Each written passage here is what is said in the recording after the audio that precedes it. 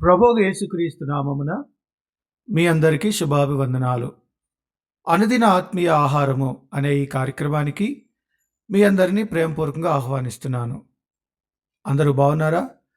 దేవుని మహాకృపను బట్టి నేను మీ అందరి కోసం ప్రతిదినము ప్రార్థన చేస్తూ ఉన్నాను. అంతేకాదు, ఈ అనుదిన ఆత్మీయ ఆహారం ద్వారా ప్రతిదినం మిమ్మల్ని కలుసుకోవటానికి దేవుడు చూపించినటువంటి గొప్ప కృపను బట్టి ప్రతిదినము ఆయన్ని స్తుతిస్తున్నాను.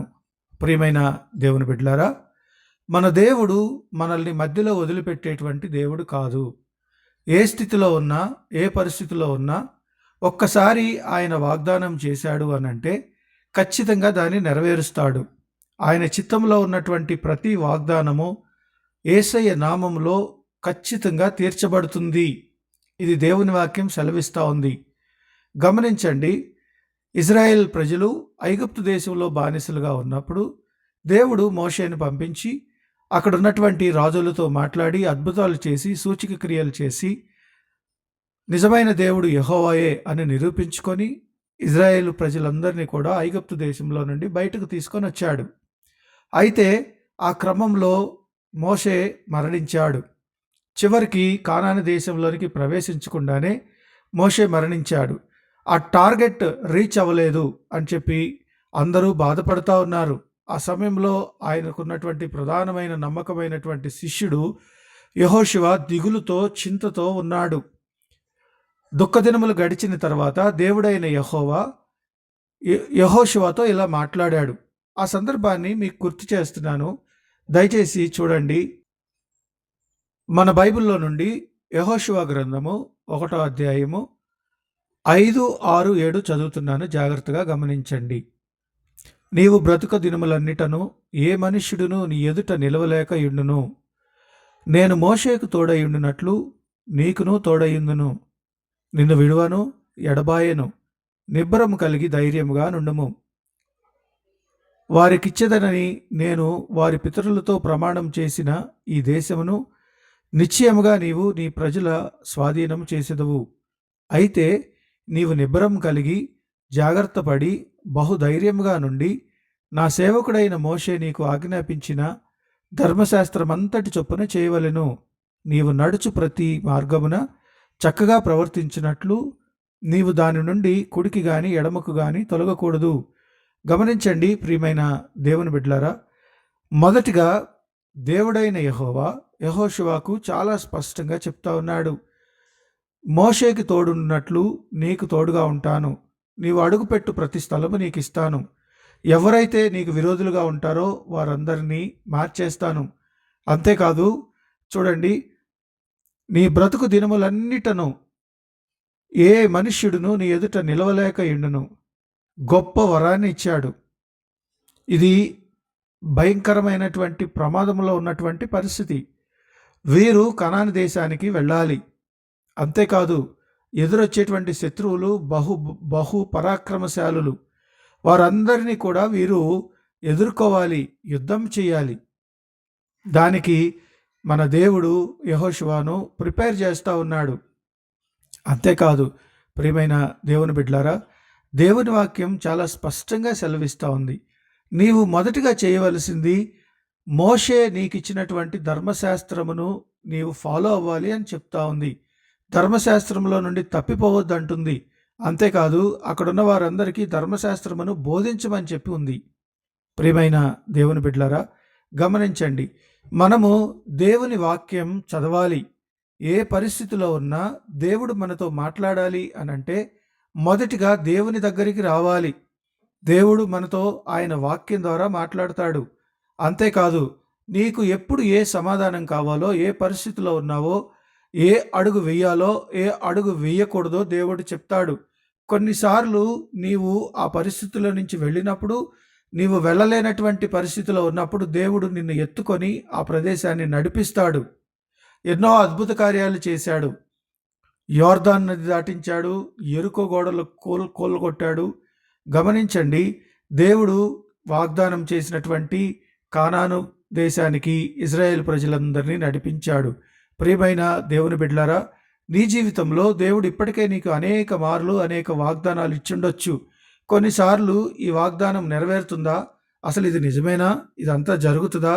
ఇదంతా అబద్ధం అని నువ్వు నిరాశపడొచ్చు. కొన్నిసార్లు ఏ పరిస్థితిలో ఉన్నా నాకెవరు సహాయం చేయట్లేదు, నేను ముందుకు వెళ్ళేటప్పుడు నాకెవరు తోడు లేరు, అన్ని అడ్డంకులొస్తున్నాయి అని మీరు అనుకోవచ్చు. దేవుని వాక్యం చాలా స్పష్టంగా సెలవిస్తా ఉంది. యోర్దాను నదిని దాటించాడు దేవుడు. యెరికో గోడలు కూలగొట్టాడు దేవుడు. అంతేకాదు ఎదురొచ్చినటువంటి శత్రు సైన్యాలన్నిటినీ కూడా తాను ముందుండి యుద్ధము చేసి యెహోవా వారందరి పక్షాన ఉండి కానాను దేశానికి ప్రవేశించేటట్లు దేవుడు గొప్ప కృప చూపించాడు. దానికి మనం చేయాల్సింది ధర్మశాస్త్రం ఫాలో అవ్వాలి. గమనించండి, ధర్మశాస్త్రం అనగా దేవుడు మనకిచ్చినటువంటి ఈ బైబిల్ని మనం చదవాలి, ప్రతిదినము ధ్యానించాలి. ఏ పరిస్థితిలో ఉన్నా నీకు సమాధానం రానప్పుడు మోకాళ్ళ మీద ప్రార్థన చేసి, ప్రభువా నన్నేం చేయమంటావు? ఇదిగో నా కళ్ళ ముందు ఏం మాట్లాడబోతా ఉన్నావు?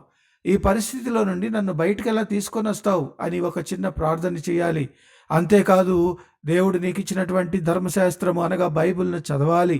దేవుడు నీ పరిస్థితికి అనుకూలంగా స్పష్టంగా మాట్లాడతాడు. అటువంటి గొప్ప దేవుడు మనతో ఉన్నాడండి. మనల్ని మధ్యలో వదిలిపెట్టి వెళ్ళిపోయేటువంటి దేవుడు కాదు. వాగ్దానం చేసిన ప్రతి వాగ్దానము తప్పక మన జీవితంలో నెరవేరుస్తాడు.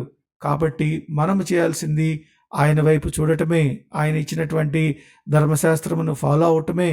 గమనించండి, ప్రతి ఒక్కరము కూడా మీకు ఏ వాగ్దానం అయితే దేవుడిచ్చాడో ఆ వాగ్దానాన్ని ఒక పేపర్ మీద రాసుకోండి. ఆ వాగ్దానాన్ని చెయ్యి పట్టుకొని, ప్రభువా ఈ వాగ్దానం గురించి నేను ప్రార్థన చేస్తున్నాను, ఈ వాగ్దానం నాకు రావాలి అంటే నేనేం చేయాలి? నేనేదైనా సరి చేసుకోవాలా? నేనేదైనా ప్రిపేర్ చేసుకోవాలా? నాలో ఏదైనా నీకు ఇష్టం లేనిది ఉందా అని దేవుడిని అడిగి దేవుని దగ్గర క్షమాపణ పొంది దేవుడిచ్చే జవాబు కోసం ఎదురు చూడాలి. అంతేకాదు ఏ ప్రయత్నం చేయకుండా ఇంట్లోనో కూర్చొని దేవుడిచ్చిన వాగ్దానం నాకు నెరవేర్చాలి, దేవుడే చేస్తాడు అని చెప్పి మనం సైలెంట్గా ఉండకూడదు. మన పని మనం చేయాలి. మన పనిని దేవుడు సరళం చేస్తాడు. మన ముందుగా ఆయన మార్గాలను సిద్ధపరుస్తాడు. ఎటు వెళ్ళాలో ఎటు వెళ్ళకూడదో దేవుడు మనకు స్పష్టంగా తెలియజేస్తాడు. అటువంటి గొప్ప కృప దేవుడు మీ అందరికీ దయచేసి కాపాడునుగాక. తలలు వంచండి, ప్రార్థన చేద్దాం. పరిశుద్ధుడా, ప్రేమ కలిగిన తండ్రి, గొప్ప దేవా, నీ పాదాలకు వందనాలు. జీవం కలిగిన దేవా, సర్వోన్నతుడా, ఇప్పటి వరకు నీవే మాతో మాట్లాడావు. నీ కృపను బట్టి, నీ దయను బట్టి ఇజ్రాయేల్ ప్రజలను వాగ్దానం చేసినటువంటి వాగ్దాన భూమి అయినటువంటి కానాను దేశానికి నైనా నడిపించావు. నైనా మధ్యలో మోషే మరణించిన తర్వాత నైనా అందరూ కూడా దిగులుతో విచారంతో ఉన్నప్పుడు యెహోషువను ఎన్నుకొని అద్భుతంగా మాట్లాడి నైనా తర్వాత జరిగే అన్ని యుద్ధాల్లో నీవే తోడుండి నడిపించి యుద్ధం చేసిన గొప్ప దేవా, నీకు వందనాలు. నైనా మేము చేస్తున్న పనుల్లో కొన్నిసార్లు ఆటంకాలు రావచ్చు. మా పరిస్థితులను బట్టి మేము కృంగిపోవచ్చు. మాకెవరు సపోర్ట్ చేయట్లేదే, మాకెవరు మా ముందు లేరే అన్నటువంటి నైనా నిరాశలో నిస్పృహలో ఉండొచ్చు. కానీ సమస్తం ఎరిగినటువంటి దేవుడవు, వాగ్దానం చేసిన దేవుడవు, నమ్మదగిన వాడవు, నీతిమంతుడవు, యథార్థమైనటువంటి నిన్ను బట్టి మేము నిన్ను స్తుతిస్తూ ఉన్నాం. మా పరిస్థితులన్నిటిని మీ చేతిలో పెడతా ఉన్నాం.